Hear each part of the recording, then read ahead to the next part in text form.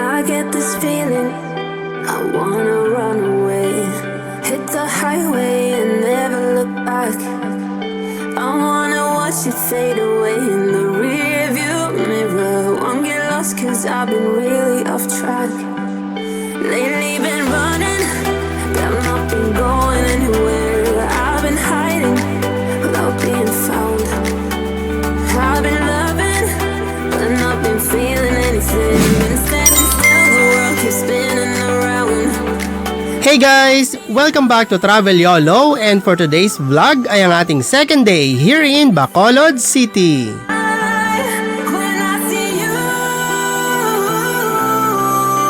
Around 9 AM na mag-prepare ako habang kumakain ng cream o na nabili ko kagabi sa groceries.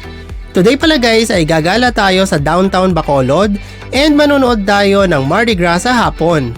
Pero bago ang lahat ay magpapagupit muna ako dahil medyo naiinitan ako sa aking buhok.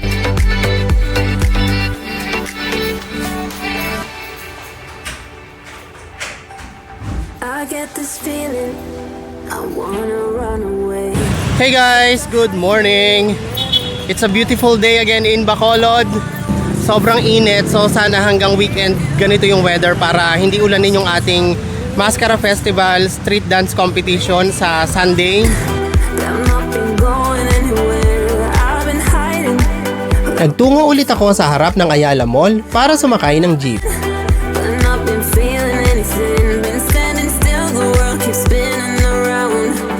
Habang nasa biyahe ay nadaanan ko ulit ang mga nagbebenta ng naggagandahang mascara headdress. Don't worry guys dahil mamaya ay pupuntahan natin ito upang itanong kung magkano ang mga presyo. So in case bibisita kayo sa Bacolod for Mascara Festival 2024 ay may idea na kayo sa presyo.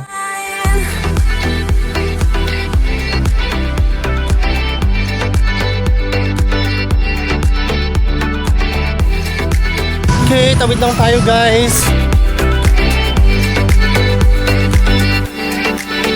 Pagdating ko sa Araneta Avenue, corner San Sebastian Street ay may nakita akong kainan sa kanto. At dahil biskwit pa lang ang kinakain ko today, ay nag-decide na akong mag-early lunch. Ito ang kanilang mga food. Meron silang mga silog, barbecue, at syempre hindi mawawala ang chicken inasal at iba pang mga pagkaing Pinoy. Ito guys ang aking in-order, top silog with 1 rice and barbecue for 100 pesos.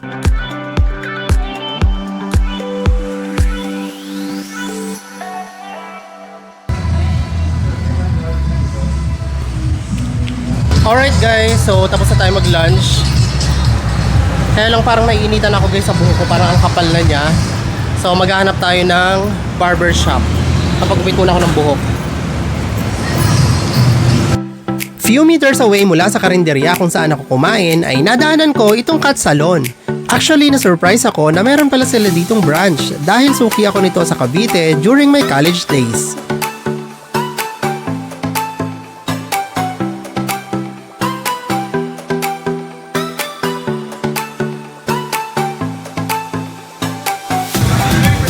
Alright, tapos na tayo magpagupit.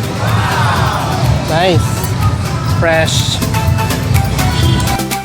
After kong magpagupit ay naglakad-lakad muna ako dito sa Araneta Avenue kung saan nakakita ako ng mga festival shirt. Di hamak na mas mura dito kumpara sa nabili kong official shirt kahapon.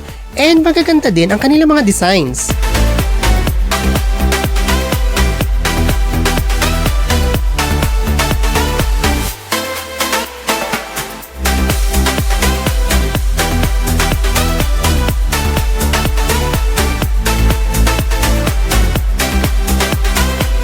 Sa dulo ng Araneta Avenue across Gonzaga Street ay matatagpuan ang sikat na Bacolod Welcome Arc. Ito ay replika ng Bacolod Capitol Building. Ingat lang sa pagpapapicture dito dahil busy area ang lugar na ito. Ngayon naman ay alamin natin ang presyo ng mga festival merch. Ate, magkano po yung mga ganito? 50 pesos. Ito mo mga maskara nyo? 120. 120 itong maliit? Itong mas malaki? Like itong mas malalaki. 50 lang. 50? 250? Itong... Ito, 350. 350. Nice, ganda. Thank you. Ito 25.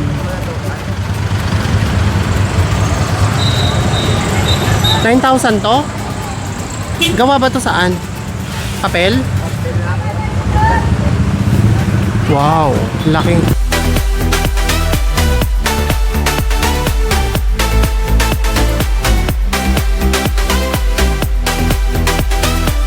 Pasukin naman natin ang Bongbongs, ang isa sa mga sikat na bilihan ng pasalubong sa Bacolod.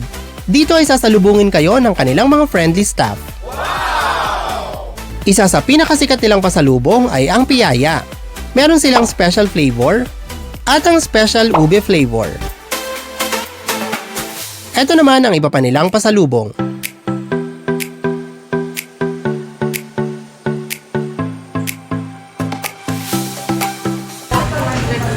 $210. Yung nasa taas?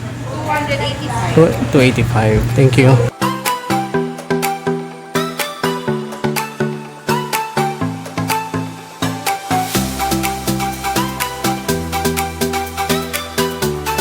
Ngayon naman ay balikan natin ang mga murang accessories na nadaanan ko kahapon dito sa plaza. At dahil talagang sobrang nagandahan ako sa quality nito bukod sa mura, ay bumili ulit ako ng 3 bracelets, necklace, at mga anklet. Hindi ko nga lang nakuna ng video ang lahat ng binili ko, pero 10 pieces lahat yon, total of 100 pesos. Nang mapagod ako sa kakalakad ay nag-decide muna ako magmerienda dito sa Zia Fast Restaurant located sa West Town Hotel. Ito ang kanilang mga food.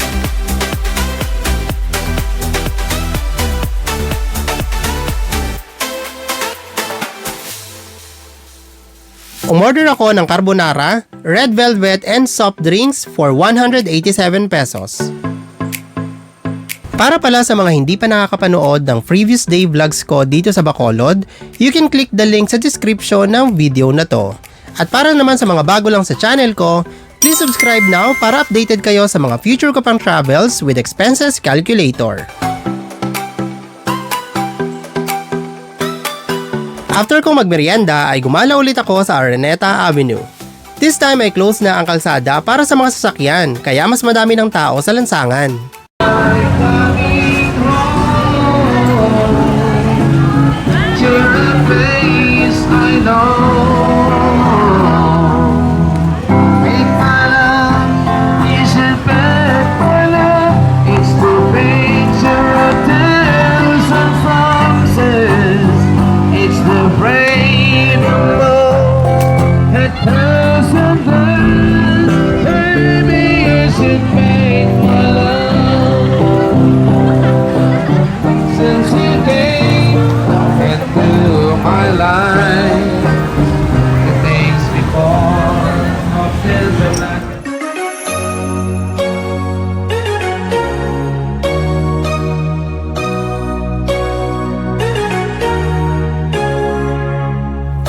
PM nang tumambay ako sa public plaza. Isa pa sa mga landmark na makikita nyo dito ay ang San Sebastian Cathedral na natapos gawin noong January 1882. So that means more than 100 years na itong nakatayo dito sa City of Smiles, Bacolod City.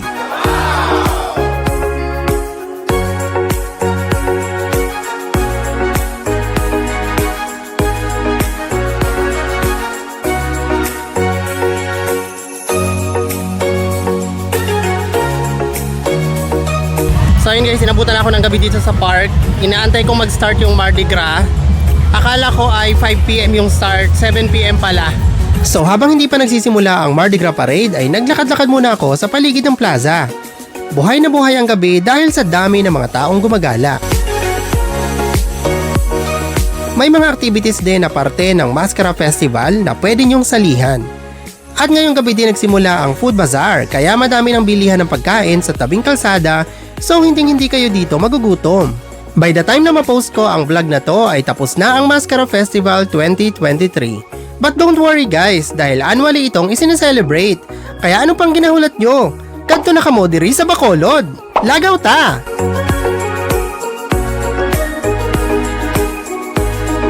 Maya-maya pa ay nagdatingan na ang mga kasali sa Mardi Gras Parade. Okay, excuse me, saan po start nyo ng parade? Ay, kasali ba kayo sa parade? Ano, saan ang start? Sa Baywalk. Baywalk Passengers. Dito? Tapos saan po yung ruta? Dito. Sa Araneta? Plaza. Thank you. Good luck. Contest ba to? Contest? Ah, wow. Good luck. So yun guys, dumadating na yung mga contestant ng Mardi Gras. Ayan, may mga dala silang headdress. Before 7 PM ay nagsimula ng luminya sa street ang mga kasali sa Mardi Gras Parade. Suot ang kanilang mga nagagandahang costumes. Hindi ko na pala ipapakita sa vlog na to ang kabuuan ng parade dahil na-post ko na ito sa YouTube right after the event. Pero kung gusto nyo ulit itong mapanood or kung hindi nyo pa ito napapanood, don't worry guys dahil ilalagay ko sa description ng video na to ang link.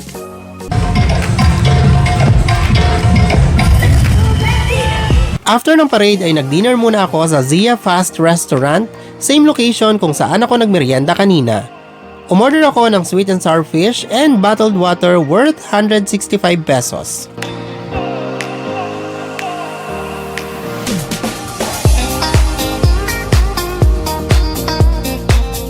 So that's it guys for my second day here in Bacolod City. Hindi ko na pala nakuna ng video yung biyahe ko pa uwi sa condo but I paid 11 pesos sa jeep. Bukas naman ay pupuntahan ko ang The Ruins and finally ay makakakain na ako sa food bazaar sa Lacson Street with matching street party pa yan brought to us by local bands na talaga namang sobrang gagaling kumanta. Idagdag mo pa ang kanilang stage na napaka-inviting ng vibe kaya mapapasabay ka talaga.